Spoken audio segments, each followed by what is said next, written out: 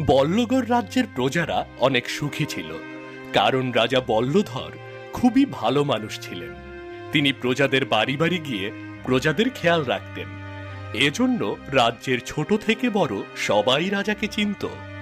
হঠাৎ এক রাতে দুজন ঘোড়ার খামারি খামারে আসছিল। তখন তারা দেখতে পায় রাজা রাতের বেলায় খামারে প্রবেশ করছে। তারা রাতের বেলা রাজাকে দেখে অনেক অবাক হয়ে যায়। এ কি, মহারাজা এত রাতে এই ঘোড়ার খামারে একা এসেছে কেন? আমিও তো সেটাই বুঝতে পারছি না। মহারাজ তো কখনো রাতের বেলা এখানে আসে না। তাহলে আমাদের লুকিয়ে দেখতে হবে মহারাজা কেন এখানে এসেছে। হ্যাঁ হ্যাঁ, লুকিয়ে দেখতে থাক।